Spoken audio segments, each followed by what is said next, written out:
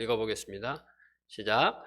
형제들아, 내가 이 말을 하노니 그때가 단축하여 진고로 이후부터 안에 있는 자들은 없는 자같이 하며. 사도 바울은 이 5장과 6장에서는 음행하는 자들을 책망했습니다. 이와 반대로 7장에서는 극단적으로 금욕을 추구하여 심지어 결혼까지도 부인하는 자들로 인해 신자들이 가져야 될 건강한 결혼관에 대해서 가르쳐주는 말씀입니다. 1절을 보십시오. 너희가 쓴 문제에 대하여 말하면 남자가 여자를 가까이 아니함이 좋으나. 고린도 교회는 이 금욕주의 영향으로 남자가 여자와 살지 않는 것이 좋다고 주장하는 그런 자들도 있었습니다. 그들은 결혼을 거부했습니다. 또 설사 결혼을 한 부부라도 남남처럼 살아야 한다고 말했습니다. 그러나 하나님은 창세기 2장 18절에서 여호와 하나님이 이르시되 사람이 혼자 사는 것이 좋지 아니하니 내가 그를 위하여 돕는 배필을 지으리라 하시니라 말씀하셨습니다. 그들의 주장은 이러한 하나님의 말씀과 정면으로 충돌했습니다. 이에 대해 사도 바울은 이제 어떻게 대답합니까? 2절을 보십시오. 음행을 피하기 위하여 남자마다 자기 아내를 두고 여자마다 자기 남편을 두라. 바울은 성적인 문란에 빠지지 않도록 결혼을 권합니다. 결혼은 음행을 피하는 정당한 제도입니다. 물론 결혼의 목적이 음행을 피하는 데만 있는 것은 아닙니다. 하지만 우리가 알다시피 성적으로 너무나 타락하고 문란한 고린도에서 온갖 유혹을 받는 성도들에게 결혼은 음행을 피하는 안전장치입니다. 그러면 결혼한 부부는 서로에게 어떻게 해야 합니까? 3절을 같이 읽어보겠습니다. 시작. 남편은 그 아내에 대한 의무를 다하고 아내도 그 남편에게 그렇게 할지라. 결혼은 나의 욕망을 충족시키거나 나의 권리를 행사하기 위해서 하는 것이 아닙니다. 많은 사람들이 결혼에 실패를 하는데 그 이유가 무엇입니까? 남편이 내 기분을 다 맞추어 줘야 한다고 생각합니다. 아내가 내 비위를 맞추어 줘야 한다고 생각합니다. 배우자가 날 행복하게 해줘야 한다고 생각합니다. 이런 생각은 지극히 이기적인 발상입니다. 이런 생각 때문에 결혼 생활을 실패하는 경우가 많이 있습니다. 그러나 3절을 보면 오히려 그 반대입니다. 결혼은 배우자에 대해서 내가 의무를 다하는 것이지 나의 권리를 주장하고 행사하기 위해서 하는 것이 아닙니다. 배우자를 행복하게 하기 위해서 결혼 생활을 하는 것이지 나만 행복하자고 나만 편하자고 결혼 생활을 하는 것이 아닙니다. 4절도 보십시오. 아내는 자기 몸을 주장하지 못하고 오직 그 남편이 하며 남편도 그와 같이 자기 몸을 주장하지 못하고 오직 그 아내가 하나니. 남녀가 결혼을 하게 되면 자기 몸이 아닙니다. 내 몸이 아닙니다. 내 삶도 나만의 삶이 아닙니다. 결혼을 했으면 이제 동역자를 행복하게 하기 위해서 또 동역자의 연약함을 감당해 주기 위해서 동역자의 부족한 점을 채워주기 위해서 내가 있는 것입니다. 이처럼 상대방 중심이 되어서 동역자에 대한 의무를 다할 때 그 가정은 행복의 꽃이 피어나게 됩니다. 5절에서는 서로 분방하지 말라고 하였습니다. 다만 기도하기 위해서 서로 합의하여 일정 기간 떨어져 있되 다시 합하라고 합니다. 이렇게 하는 것은 사탄의 시험에 빠져서 정욕의 죄를 짓지 않기 위해서입니다. 가정의 행복은 나의 권리를 주장하지 않고 상대방에 대한 의무를 다할 때 옵니다. 우리는 모두 하나님 안에서 결혼하여 행복한 가정을 꾸리고 있습니다. 때로는 미성숙하여 서로 자기를 주장하며 다툴 때도 있었습니다. 그러나 하나님의 은혜로 갈수록 성숙해져서 서로를 품고 섬기며 하나님의 역사를 감당하는 성숙하고 본이 되는 가정으로 세워져 가는 것을 봅니다. 우리처럼 후배들도 하나님을 믿고 아름다운 이런 믿음의 가정을 이룰 수 있기를 기도합니다. 그들이 믿음의 가정을 이루어 갈수록 성적으로 타락해가는 이 세상에서 거룩한 하나님의 백성들로 굳게 서고 또 영적인 자녀들을 낳고 키우는 가정을 이룰 수 있기를 기도합니다. 7절과 8절에서 사도 바울은 모든 사람들이 자기처럼 독신으로 살며 하나님을 열심히 섬기기를 바랐습니다. 그러나 각각 하나님께 받은 은사가 다름을 인정했습니다.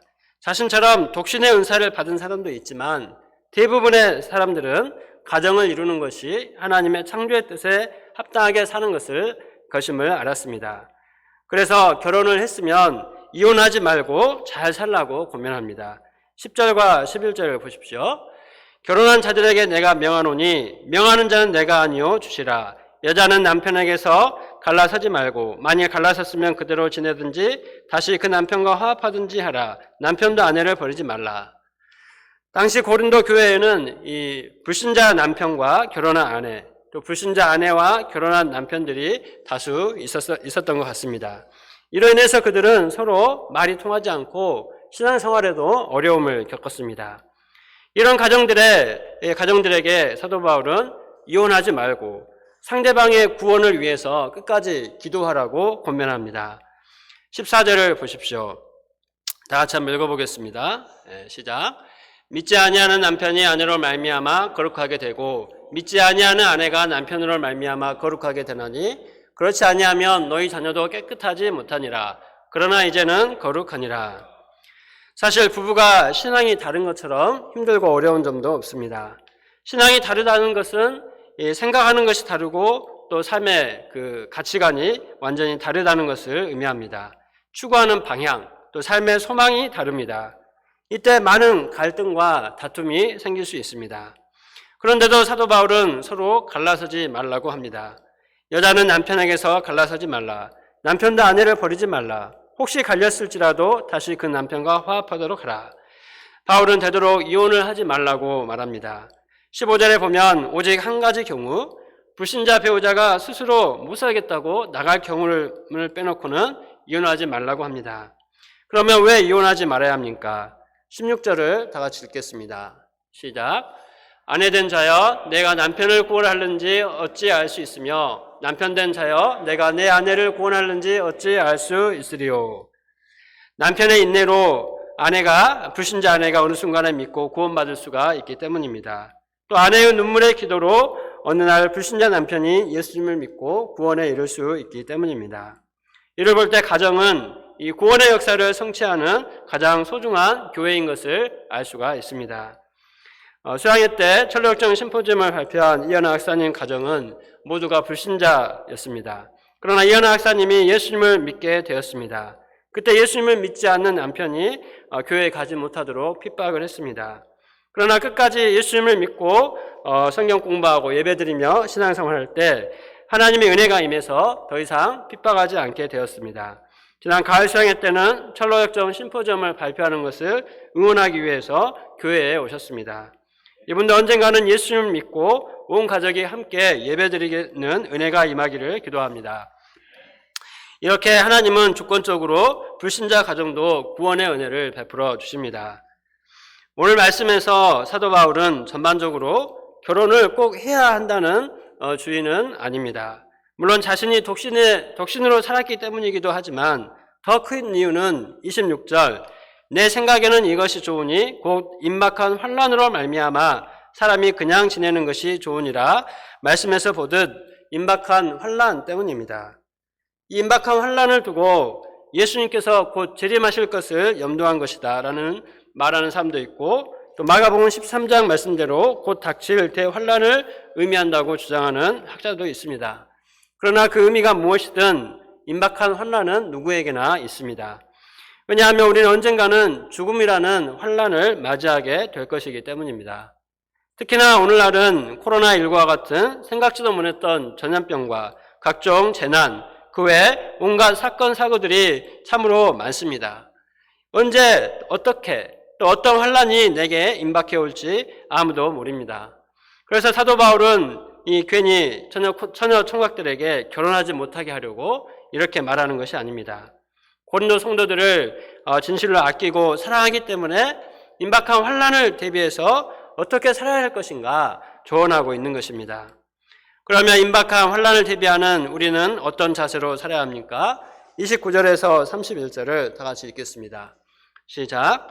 형제들아 내가 이 말을 하노니 그때가 단축하여 증거로 이후부터 안에 있는 자들은 없는 자같이 하며 우는 자들은 울지 않는 자같이 하며 기쁜 자들은 기쁘지 않은 자같이 하며 매매하는 자들은 없는 자같이 하며 세상 물건을 쓰는 자들은 다 쓰지 못하는 자같이 하라. 이 세상의 외형은 지나감이니라. 우리는 하나님께서 허락하신 가정을 귀하게 여기고 하우스처치로 이루어서 행복한 가정생활을 해야 합니다. 그러나 또 우리가 주의해야 할 것은 오로지 가정 중심으로 가는 것입니다. 가정을 이 금욕주의자들처럼 돌보지 않는 것도 문제이지만 너무나 가족에 얽매여서 다른 것은 조금 더 생각하지 못하는 것도 큰 문제입니다. 우리가 이처럼 결혼과 가정에 너무 얽매이지 말아야 할 이유는 그것만이 전부가 아니기 때문입니다. 많은 사람들이 세상에서 이상적인 배우자만 만나면 모든 고민은 사라지고 만사 형통할 줄로 생각합니다. 또 우리나라 부모들은 자식들만 좋은 대학에 진학시키면 모든 인생 문제가 다 해결되는 줄로 생각합니다. 또 어떤 사람들은 노후를 보장만큼 충분한 돈을 벌어 놓으면 다 될 줄로 생각합니다. 그러나 남편도 자식도 아내도 돈도 또 세상 인정과 이런 노후 보장도 결코 절대적인 것이 아닙니다. 이 세상의 외형은 다 지나간다고 했습니다. 31절 말씀처럼 이 세상의 외적인 것은 다 지나가는 구름과 같습니다. 우리가 진정으로 소망두어야 할 것은 무엇입니까? 35절을 보십시오. 35절을 다 같이 읽겠습니다. 시작. 내가 이것을 말함은 너희의 유익을 위하며 너에게 올무를 놓으려 함이 아니니 오직 너희를 하여금 이치에 합당하게 하여 흐트러짐이 없이 주를 섬기게 하려 함이라. 우리가 이 세상에 너무 얽매이게 되면 주를 향했던 마음이 흐트러지고 또 세상 것에 나누어지게 됩니다.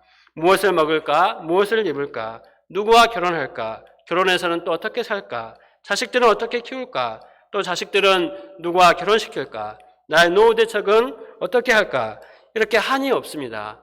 대부분의 사람들은 이런 세상 일상행사에 매여서 정말 의미 있고 가치 있는 일을 생각하지도 못하고 인생을 마감하는 경우가 허다합니다. 그러나 우리가 만약 이런 세상의 것에 얽매여 살다가 아무 열매도 없이 인생을 마감한다면 그때 얼마나 후회가 되겠습니까? 우리가 이 세상 것들에 매여서 하나님 나라를 잃어버리는 어리석음을 범치 않기를 기도합니다. 우리에게 주신 가정을 하나님을 사랑하고 또 부부가 서로에게 의무를 다하고 섬김으로 사랑이 풍성하고 화목한 가정을 이루고자 힘써야겠습니다. 또한 가정에만 얽매여 살 것이 아니라 적극적으로 믿지 않는 양들과 주변 사람들에게 본이 되고 구원 역사에 쓰임받는 가정을 이룰 수 있기를 기도합니다.